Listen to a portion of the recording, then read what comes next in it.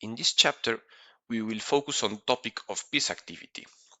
And in the previous ones, we've kind of covered it implicitly because you cannot really build an attack without active pieces. But in this chapter, we will focus on how to exploit active pieces to achieve other objectives that aren't necessarily a checkmating attack.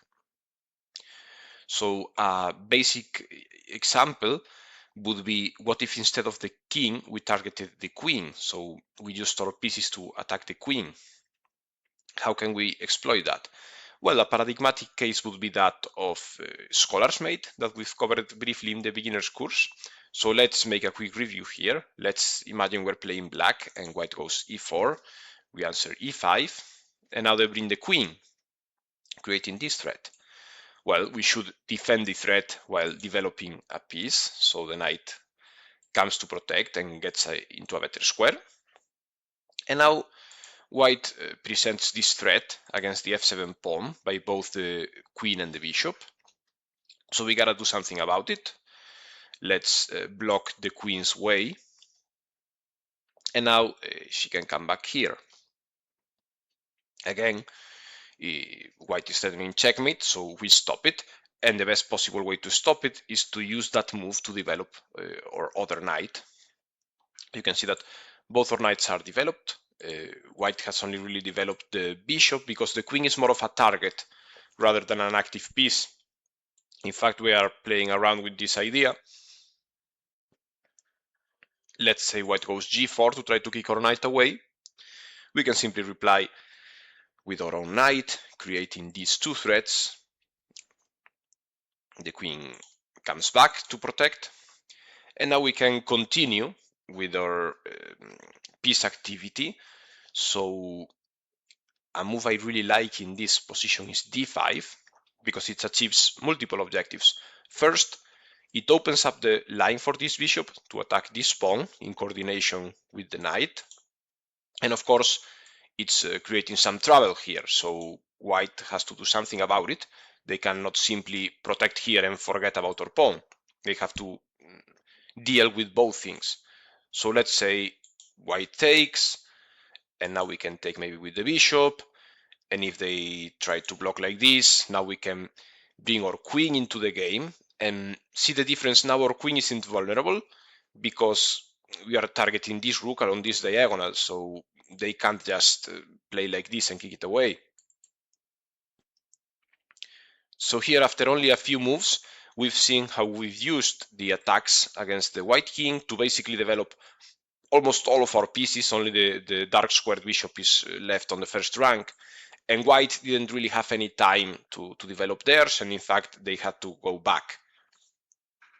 Let's see a slightly different example. Let's say we play a different move. Let's say we play knight f6 and let white take the pawn. So here, of course, given that the other option is better, we shouldn't have to worry about this. But it's interesting to analyze because even though we are a pawn down, we still have many chances to get something out of this position because the queen is really vulnerable.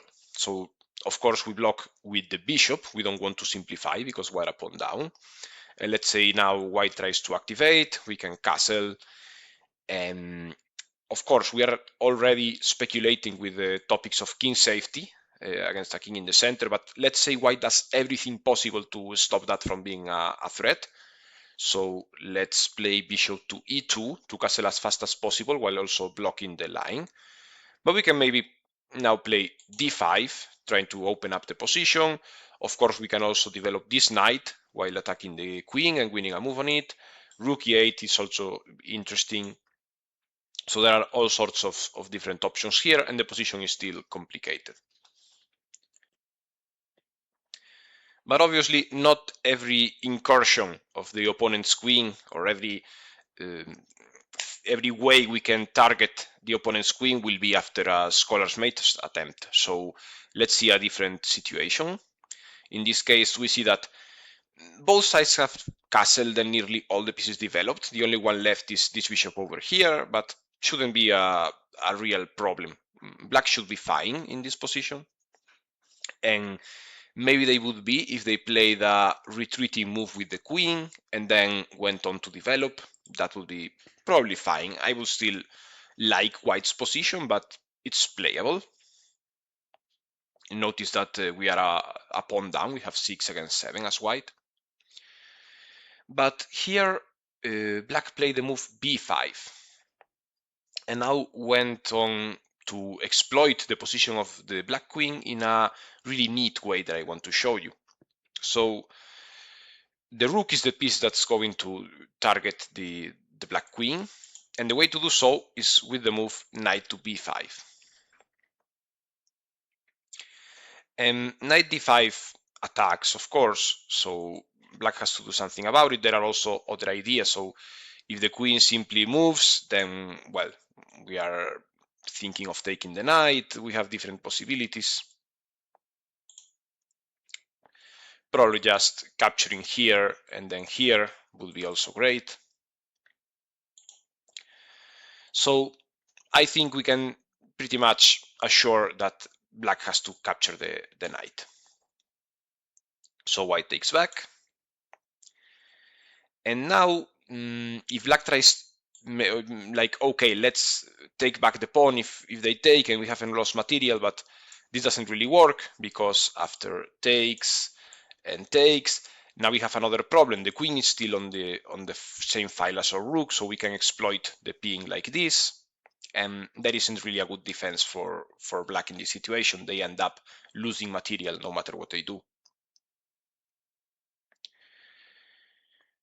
Okay, so if we go back here, there could be, okay, we already talked about just retreating. We talked what happened after b5.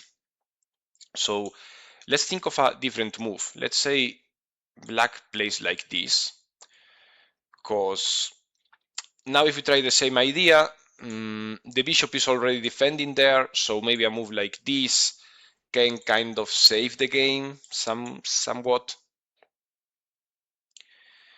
So in this position, what I think is best for white, sorry, now that the black bishop and pawn are protecting here, the best way to play is to push this pawn, and we are creating some threats, so the trades have to happen. I mean, now black could maybe retreat, but yeah, probably not too great. There aren't that many good squares, so let's say they take and we take back with the bishop. Of course, we are not interested in simplifying. And now here white still has a great position. The bishops are developed somewhat, but not really doing anything, and we can continue with moves like maybe putting both rooks on the same file to keep adding pressure. And this is really a situation white should be happy with. Another common case of exploiting piece activity happens when one of our pieces has entered the opponent's territory and it can't be easily kicked away. So here it is the case with our rook, and soon with more pieces that we will bring into the attack. There isn't a specific target. We could consider maybe these pawns potential targets or some threats on the back rank, but we still haven't really defined what exactly are we going to try to capture as black. Still, we can get some advantage here and really stopping white from moving. So leave them with pretty much no moves to play, and then our pieces just enter the position and take everything. So for example, here you see that white's pieces are kind of stuck, and white is trying to release their position, their pressure, maybe by taking here and then bringing the knight. So black played bishop d3, which is a really fine move. The idea is that now when they take, we take back, and we are already creating a dangerous threat. White has to stop it. And of course, they don't want to put the bishop in the way because that would stop protecting this pawn. So the sensible option would be to do it with the knight. And here black played an interesting move that, especially in a position with more pieces, we wouldn't be playing often. But here, since the queens and two pairs of minor pieces are already off the board, we can be a bit more flexible with king safety and play a move like king d7. The alternative would be to castle, but this leaves the king in a position to enter, to join the attack maybe later on, and it also enables, of course, the rook to come here, which is the main idea. Okay, so white tries to trade to, well, not have to be constantly worrying about the pressure on this pawn. Black takes back, of course, and now white wants to move this bishop somehow. It cannot remain stuck at the edge of the board all the game, so they go for protecting the pawn with rook b1, and then the idea is, of course, to play like this and bring the bishop over here, then maybe try to do something about this rook. Black's reply is to activate the other rook. So now that white continues with their plan, we can simply bring our rook also here. And even though these aren't real threats because the bishop is protecting, they are potential future threats that stop the bishop from moving. So for instance, let's say they play a move like this, we can now pin the bishop. And if it moves again to run away from the pin, we just take this pawn. That would be a possible scenario where it's useful to have this rook attacking both pawns. You'll notice that a common theme here will be we are attacking one target or several targets, and the opponent's pieces will have to stay on the defense of those targets. So white tries to bring the king. The idea is to, in case we moved our rook, so let's say we play a move like this, which wouldn't be a great idea, white can now offer a rook trade and try to liberate a bit of pressure. So of course we don't play like that. What we do instead is bringing our king into one of these squares, given that white's pieces are passive, they cannot really attack us, and we will use the king to help in the offensive. Okay, so king c6. Now white finally develops the bishop, so we pin it. White offers the rook trade as intended. Note that it's also helping on the defense of the pinned bishop. And black goes, okay, I will trade now because I have a plan. And that plan is to use this pawn over here to, in case they take, we take the pawn on a3. And if they don't take, well, we will take here. Problem with this is that so far there's a check that could be annoying. So let's say we play a wrong move like this. Now white can check and get rid of the threat. Because after we move, they just take our bishop like this. So instead of that, which you may argue, yeah, we should have worried about king safety. We shouldn't have brought our king into the open field. But black solved this problem just by continue to push forward. And now after this move, which intends to, they can't come here because this pawn would be falling, but at least keep the king somewhere near the action. So, for example, we cannot enter like this with our own king. So it's playing some defensive role. Anyway, black went here, and now finally they play a5. You see that white isn't really in a position to do anything about this, because if they take, this basically wins the bishop because of the ping.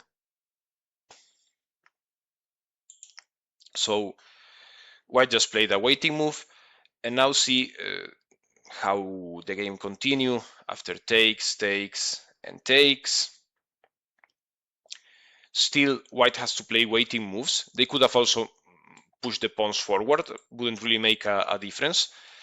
White's pieces are totally stuck.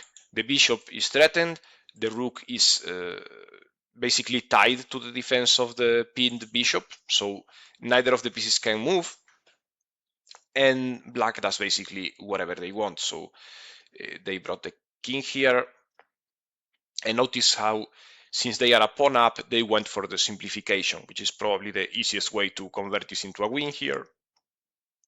And after trading everything, which we normally wouldn't do because we traded our active pieces for white's passive pieces, but in these situations they trusted the pawn endgame, and they eventually won it with relative ease because of the extra pawn. So if white tried to stop the black's king from coming, black will just push the pawn until they have to get away. This type of position will be covered in the endgame course, so I don't really want to stop too much into it right now. You can check the endgame course that will soon be released. Maybe at the point you are watching this video is already out. Check and see if it is. But I wanted to stick to the idea that we can use our superior piece activity to attack different targets, and in this case eventually win a pawn, for instance. So it's a transformation of the advantage. Then we transform the advantage yet again into a won endgame. Still, main point, active bishops, active rook versus several passive white pieces. Moving on to the next example, and this is quite a complicated one, so I chose it mostly because of its beauty, somewhat. Here in this position, white should have went for moves that allow them to get back into having active pieces. So maybe a move like bishop f3 attacking our knight, and then bishop f4 trying to exchange this bishop and also giving this square to the knight to come back into the game. Those would have been sensible. Instead, they went for this tricky move that creates an attack on the knight and also pressure on this central pawn. Unfortunately for them, Aaron Nimzowitsch, playing as black, had a brilliant response, and that was to just ignore the knight and use the occasion to come with the rook to the 7th rank, pinning the bishop. Also, not maybe pinning the other bishop because it's only a pawn that is behind, but we can certainly say creating some nuance on this entire rank. White tried to add a defender to the bishop, which is somewhat reasonable, and black activated the other rook. Of course, we prefer this over this because maybe we don't want to trade a potentially crashing rook for one that is just waiting on the back rank. So they went for this instead. We are also stopping potential trade offers here, even though right now the bishop is covering them, but maybe we want to have extra safety there. White tried to unpin the bishop, so they got the king out of the way. Black simply attacked the enemy queen, and you can see that it's starting to run out of squares to go to. So maybe this was an option, because after this, yeah, the queen is trapped, because the only possibility will be to play like this and basically lose the exchange. So white went for the more sensible or maybe more resisting move of queen e3, but this opens up another problem. Right now, it's not really a final problem, because against this, white can kind of run away. Yeah, but this would still be crashing, right? This would have to lead into a position like the one we saw before with exchange sacrifice. Still, this isn't what black played, because there's actually a stronger move. Black went for bishop d3, basically removing the only escape. So they aren't happy with just trading a bishop for a rook in that weird exchange that we saw before. They will go instead for fully trapping the queen. So here white said, okay, let's let's stop the threat, right? So we want to bring the rook here, let's stop it. But black played a nice little silly move, which is pawn to h6. And many other moves would have been fine, but here the point is to just play anything, forcing white to move again. And you'll see that there aren't really any moves they can do. None of the pieces can move. The bishop cannot move, the rook can't move, nor the other rook or the knight, or yeah, maybe what's the move they have, right? So bishop here loses the knight as well, and there isn't any other square. The only option is to move a pawn, but what does this solve? We can make another waiting move, and eventually there will be no more pawn moves to make. So let's say we play a5. What are they gonna do? They're running out of pawn moves, and eventually black would simply just win the game. If they attack, we can move back, and we will come back later after there are no other options for white to move.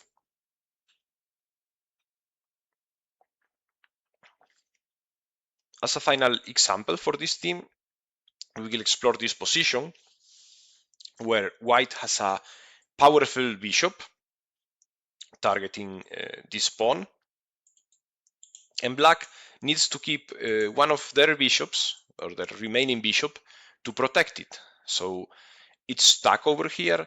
It's also preventing this rook from activating. So it's a worse bishop than with the one we have here attacking, even though there isn't really a threat to the enemy king. There's this knight that is pinned, so not an active piece either, but this isn't really the major problem in black's position. So white here decided not to trade the queens, not to simplify. They prefer to maintain the pin on the knight, which is a reasonable idea. And black decided, okay, so yeah, now I will force you to trade. And in this situation, white did indeed go for the trade, because, well, moving the queen back would maybe enable a move like this, getting rid of the entire thing, or maybe even just bringing the king back. So trading the queens is okay now, because now this pawn is alone, weak. We will explore pawn structure in later courses, but for now you can just stick to the idea that white can just use a move to bring the rook into the game while targeting the pawn. So now black has to defend it. You see that the white rook has all this space to move, while the black rook is a bit stuck behind the pawn. White now brings another piece into the game, and you can see that black is in a bit of trouble because there isn't really an easy way to bring this bishop out. So, for instance, rook here can maybe be answered with this knight, and without moving the rook, what else are they going to do? They can't move the pawn because of this attack, and they can't move the bishop, so this is really uncomfortable.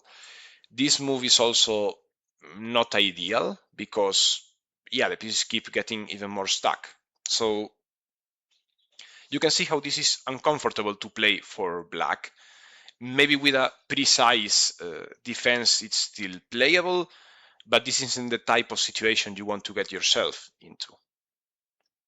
So if we go back here, when black offered the trade, in exchange for creating that extra weak pawn with that target, they could have also played maybe like this, but yeah, this still has problems. So white can simply develop the knight, and the idea, which was to play bishop e6, finally bringing the bishop into the game while keeping this pawn protected, there's still some trouble. So white could play like this and then bring the knight here. So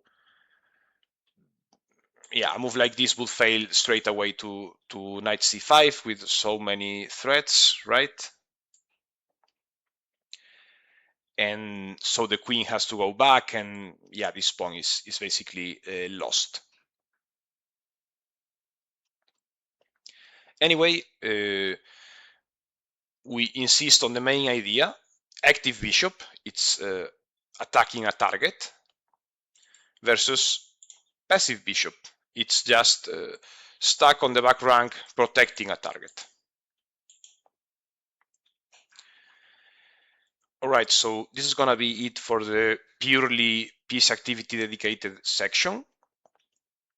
We will continue with the next topic, that will be control of the center, and then we will do some general exercises covering all the topics we've discussed in the course.